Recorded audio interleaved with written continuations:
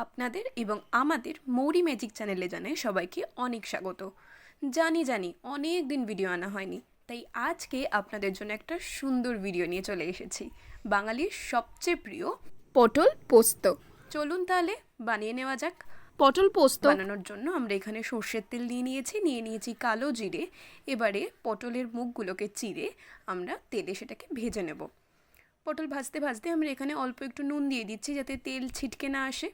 পটলগুলো ভাজা হয়ে গেলে আমরা এক এক করে পটলগুলোকে তুলে সাইড করে নেব একটা পাত্রে। এরপর দোরমার গ্রেভিটা বানানোর জন্য আমরা সেই তেলের মধ্যেই চিনেবাদাম এবং পোস্ত বাটা মিক্স করে নিয়েছি। দিয়ে দিচ্ছি ফ্যাটানো টক দই, দিয়ে দিচ্ছি কয়েকটা কাঁচা লঙ্কা এবং বাটি ধোয়া জল। একদম শেষে আমরা এখানে ভাজা পটলটাকে অ্যাড করে দিই এবং স্বাদ মতো নুন দিয়ে সেটাকে কিছুক্ষণের জন্য ঢাকা দিয়ে রেখে দেবো। 5-7 মিনিট পর ঢাকনা খুলে আমরা এখানে 1 চামচ ঘি অ্যাড করে দিচ্ছি। আপনারা নিশ্চয়ই জানতে চান এত সুন্দর রেসিপির পিছনে কার অবদান আছে।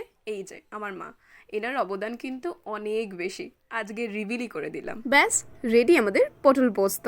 এরপর পটল পোস্তর টেস্ট একটু বাড়ানোর জন্য আমরা এখানে একটা পনির নিয়ে উপর দিয়ে গ্রেট করে দিয়েছি। আপনারা এইভাবে বাড়িতে বানিয়ে খেয়ে দেখতে পারেন। এরকম সিম্পল পদ্ধতিতে যেরকম সুন্দর টেম্পটিং দেখতে হয়েছে সেরকম কিন্তু অসাধারণ খেতে হয়েছে। আর মায়ের হাতের রান্না মানেই একদম অসাধারণ। সেই রান্নার মধ্যে ভালোবাসা আর এফোর্ট তো থাকেই। আপনারা এভাবে বাড়িতে বানিয়ে খেয়ে দেখতে পারেন এবং আমাকে এসে কিন্তু কমেন্ট বক্সে অবশ্যই জানাবেন যে আপনাদের কীরকম লেগেছে। আজকের মতো এইটুকুই, আবার দেখা হবে পরে একটা নতুন রেসিপি নিয়ে।